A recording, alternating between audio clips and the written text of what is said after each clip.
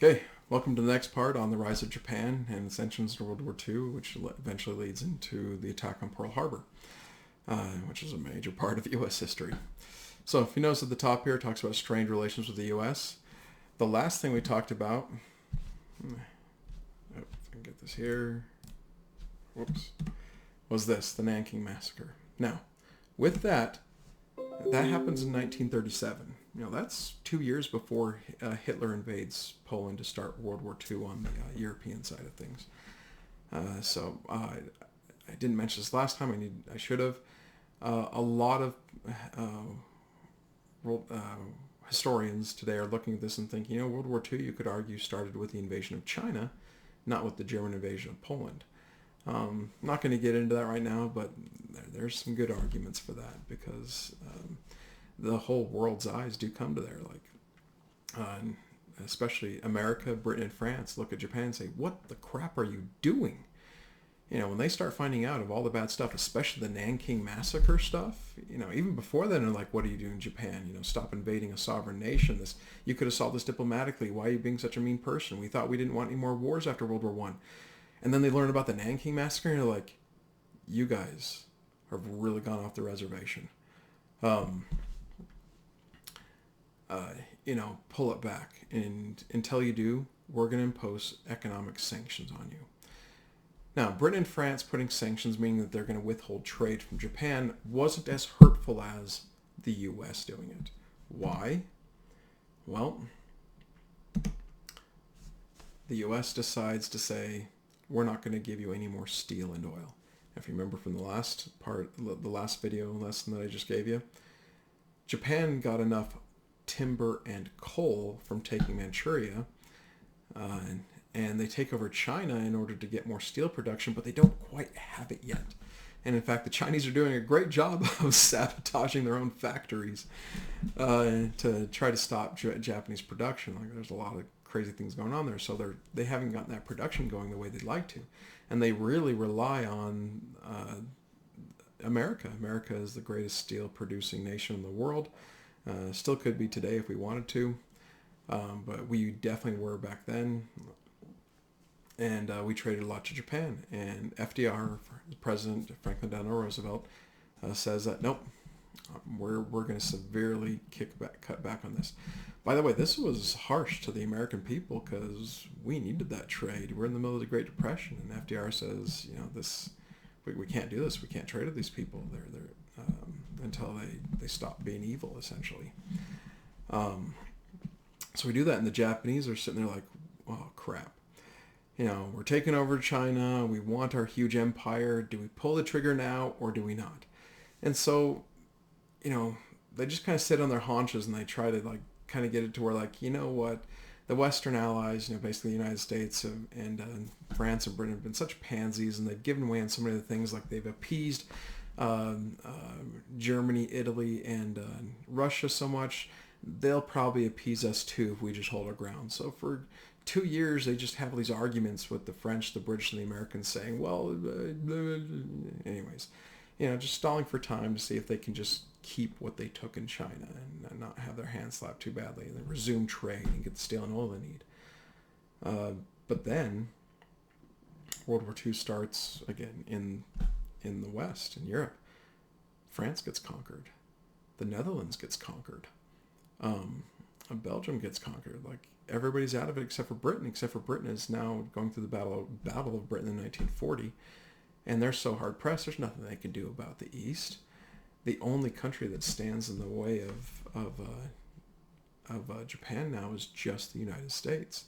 We are the only ones that can stop them. And again, I should have a map up here. I apologize, but if you remember where Indonesia is, those are all the islands above Australia and below Thailand. It's actually a major source of oil in the East. It is the source of oil in the Pacific. And it's right there south of Japan, south of American-controlled Philippines. Again, look at a map if you're not understanding what I'm talking about there. And the Japanese start just licking their lips. They're like, the British aren't there to stop us. The French are conquered. We're now friends with the Germans. They make an alliance with the Germans. not that they like each other, but they realize that they have kind of mutual goals and mutual enemies in place. And they're thinking, do we do it? Do we pull the trigger? Do we try to go for our massive empire and just shake off the yoke of Europeans and the Americans? And this is when they decide, yep, let's do it. This is the reason why they attack Pearl Harbor. They attack Pearl Harbor because they realize the only navy in the area that could potentially stand up to us, and it's not even that big of a navy. Like the United States Navy has an okay navy at this point. The Japanese Navy is much, much bigger. But they know that, hey, we can conquer everything we want. We can conquer the huge empire that we want if we just get rid of that navy. So they plan a surprise attack against Pearl Harbor. This is the reason why. They knew they knew that they would either have to pull back out of China and pull back and just be more just conserve what they got, or be more cautious, I should say, in their empire building, or take a risk. And this is where they decide to take a risk, thinking that, hey, it's a pretty good time to do it. So the whole purpose of attacking Pearl Harbor was to knock out our fleet, to make sure that we had no capability of coming back at them. And the number one target was actually our aircraft carriers. Luckily for us, that was the one thing they didn't get. Our aircraft carriers were not there the day they attacked Pearl Harbor. But the destruction there, again, I'm not going to go into this as deeply, but the destruction was massive. We consider it was one of the worst days in U.S. history. It's the attack on Pearl Harbor. And when we talk about like the two really bad things that have happened to us throughout world history, we talk about December 7th, 1941, the Japanese surprise attack on Pearl Harbor, and September 11th, 2001, the bombing the two towers, and the knocking down the two towers. Well, not just that, the Pentagon and everything else that happened there, the plane that went down in Pennsylvania. So, anyways, this is a big deal. And this, like, the Americans were so happy the American populace was so happy to stay out of this. But when this happens, American public opinion just went, and we're like, kill them all. Destroy the Japanese. How dare they? The Japanese didn't realize that we would have that type of a reaction. They thought that we'd be a bit more pansy-ish, that we'd just be like, oh, well, darn. They did not think that we would come at them with such, I don't know what the right word is, malevolence maybe?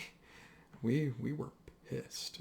If you read any interviews of just an average American during that time, pissed at the Japanese for doing this. It felt like such a dastardly betrayal type thing. So, but that's the reason for Pearl Harbor. Now, I just have to put this quote in there. We always get this from the American side, but there was an admiral. I can't remember which one it was now, of all the admirals, the Japanese admirals. It's like, you know what? I think we just woke a sleeping giant. I think this was not we miscalculated, basically. And he was right. We quote that guy now because he was right. Even we didn't understand the industrial capacity and just go-get-it mentality that we would have until this happened. I'll talk more about that later. But anyways, but we are out of the way at this point. Like, they knock our Navy out. Yeah, we have our carriers, and that was really good for us, at least. Once I go into the Battle of Midway, not in this lesson, but later. But we are out of the way. So the Japanese do something that, okay, I'm not calling this good, but I am calling this amazing. They conquer a massive amount of territory in months. Like, you look at what the Japanese do here versus what the Germans were doing in Europe, this is more impressive. Like, look at the map I have there and look at all the area that they take in 1942. All the area that they take in 1942 is area that they take after Pearl Harbor. And basically within about 4 to 5 months after Pearl Harbor, most of it within 1 to 2 months of Pearl Harbor, they take all of that. And now that I have a better map, this is the area where the oil is. They get it. Now they have an empire big enough to be self-sustaining. They feel like they can stand up to anybody. And their strategy becomes entrench. Oh, by the way, I should put out Here are all the places that they have planned invasions of, and even more than what I have here is just the main stuff. British Singapore. That's the bottom of Malaysia down there. Philippine Islands. They take us out in about 2 months. I'm actually going to talk about that in the next slide. French Indochina. Marshall Islands. You don't see this on this because it's further to the west on this map. New Guinea, down here. Dutch East Indies, which is all of this, where the oil was. And again, Netherlands, the Dutch were conquered by the Germans. I can't really do much. Burma, up here. Notice that they're not just taking on, like the Dutch, they're taking on the Allies. They're even attacking the British after they do Pearl Harbor. Like, they're taking on the world. This is a huge risk on the Japanese. And in the beginning, it looks like it works great. Thailand, Wake Island, again, not on here. But there's a huge story about Wake Island, the defense of Wake Island. It's a huge kind of patriotic story for the United States, but we do lose in the end. But it is a cool story if you ever want to read the defense of the few hundred Marines on Wake Island. It's a cool story. Anyways, very worth your time looking up. Then the Aleutian Islands. If you do not know where the Aleutian Islands are, you're not remembering your U.S. geography. Those are the islands up by Alaska. That is actually U.S. territory that they take. And just a personal story of mine, that's where my grandpa was. My grandpa was involved in World War II, but the only time he was actually ever sent into action, he was mostly kind of a desk guy. He could type 100 some odd words per minute, so they liked having him typing out stuff. He feels like his ability to type saved his life because he had a lot of buddies that died. But the one time he was sent into combat was up in Alaska. He was sent with the army up there to knock the Japanese off the Aleutian Islands. So, anyways. And Solomon Islands, another massive group of Pacific islands that you don't see on here. Anyways, that's a lot. Think about that. That's not just land armies. You're talking about coordinating your fleets. It's an amazing undertaking that they did, the Japanese did. And then, like I said before, their plan is entrench. And the idea is that they felt like the Americans were such pansies at this point that when we attacked just a few of their entrenched islands and lost thousands of men doing so, that we would lose heart. We'd just be like, this isn't worth it. Let's just let them keep it. And we just go back to doing our own thing. They were fully counting on that. Again, they did not realize that we lose our thousands. We lose our hundreds of, not our hundreds of thousands, but we lose our thousands and tens of thousands of men attacking these islands. But we keep coming. Anyways, I'll deal with that in our another lesson. Hopefully we get to it. But we'll deal with that in another lesson when we talk about the response of the United States. But right now we're mainly talking about just how the Japanese are able to just expand and take everything out. Now, specifically, notice where the Philippines is. Philippines is a very strategic group of islands in the middle of this area of the Eastern Pacific. That is a thorn in the belly of the Japanese Empire. They have to take it. They cannot let us have a presence there. So they do attack it. So if you're looking at the map slide, you see the map of the Philippine Islands in the small blue in the upper right-hand corner there. But then you see the big map is actually a zoomed-in portion of what's called Bataan. Now, if you've not heard of Bataan, to this day, the worst war crime ever committed against the Americans is what's called the Bataan Death March. Basically, after the 2 months of fighting, where almost 200,000 American and Filipino soldiers, mostly Filipinos, I think it was something like, we had like 50,000 Americans total there, but there's 120, 130 some odd Filipinos that had joined the American military at this point. They fight and they fight hard, but it's a losing battle. The Japanese have all the advantages, and they push the 90,000 left fighting to the Bataan Peninsula. And even then, they end up having to surrender. There's a lot of stories in class I'd love to go into here, but the only one we're going to talk about now is what's called the Bataan Death March. And notice the pictures you see in there again. The one on the very left doesn't seem as bad, but I'll explain a little bit more of that one in a second. Basically, the Japanese don't know what to do with all these prisoners, these tens of thousands of prisoners they've just taken.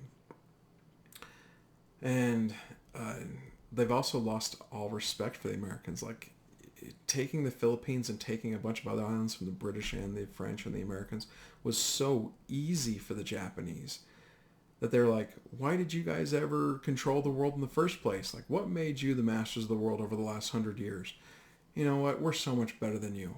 And they lost respect of human life for even the British, French, and Americans. Like, you know, you get a lot of executions like you see there. That's not an American, by the way. We use that picture in our newspapers, yes. And did that happen to Americans? Yes. But that picture is actually an Australian soldier. But we kind of count that as, you know, kill an Australian like that, you're killing an American like that, and we do know that they killed a lot of Americans like that too. We're just like, hey, you're going to cut off your head for no reason just because it's fun. To explain more of that picture on the left, the Japanese didn't know what to do with all these prisoners. They didn't have any prisoner of war camps in the Philippines. So they decided, you know what, let's just not deal with these guys. So if you're looking at that map on the right, notice all that long line of red arrows going up to a place called Camp O'Donnell. Basically, they march them. I can't remember. I always forget how long this march is, but look it up. It's one of those things where they march them that whole way in about a day and a half, and it is such a far march that, like, you and I would balk at this, and like, you told these guys to march how far? And on top of that, these guys had not had any food for about a week, some a week and a half to 2 weeks, and hardly any water for a day to 2 days. They are completely famished. And so as they marched, they were told, like, if you notice they have their hands up, if you put your hands down like this, that was an invitation for a bayonet in the belly. Oh, you're weakening, you're going to die anyways, let me just finish you off. If you trip, bayonet in the belly, dead on the side of the road. If you help someone that's tripping, both of you get killed. Many times, like, it was bad. They were looking for any excuse to kill these guys on their march.